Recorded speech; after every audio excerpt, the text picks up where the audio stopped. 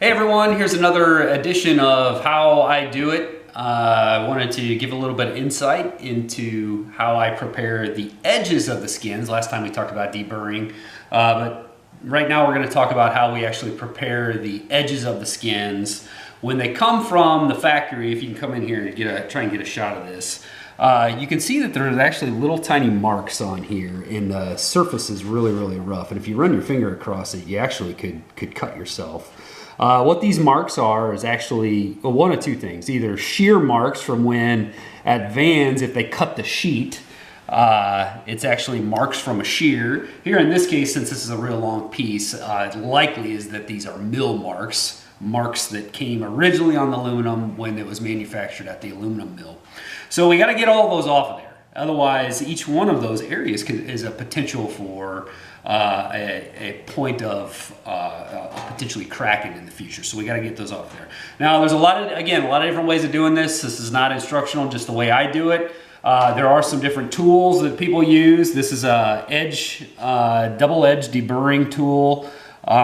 You basically run this along the edge of the aluminum, and it takes a little burr off the edge of it. I haven't had real good luck using that. I have one of them, but I don't really use it.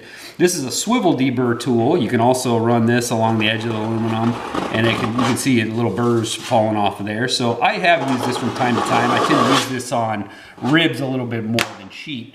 But one of the absolute best things you can use is just a good old-fashioned Vixen file. So this is nothing fancy, just a file that I got at Home Depot.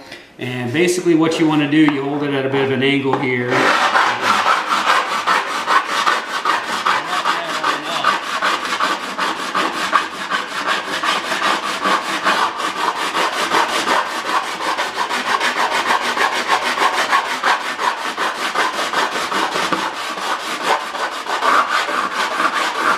And now all those marks are now gone. But if you still run your hand across it, there's still a lot of burrs and whatnot on it. So the second step I like to use is I've got a little 90-degree die grinder here. And this is a Scotch-Brite wheel. Now, I got a gross of these from a military discount surplus shop on the internet.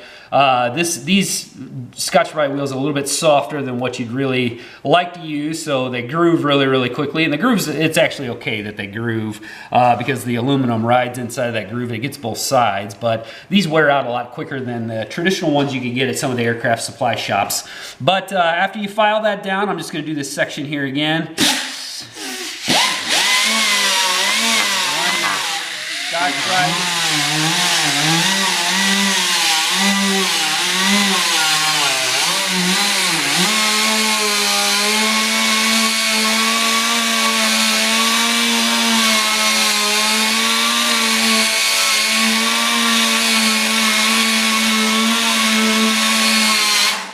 Okay, and one of the best ways you can tell if you got it right is actually run your hand across it. You can feel if it's nice and smooth, you got it. If it comes back, there's no blood dripping down, it means you got all the burrs off. But your hand is one of the best ways to tell if you actually got it smoothed out enough. So that's how I do it, and that's edge prepping, you know, as a quick tip here.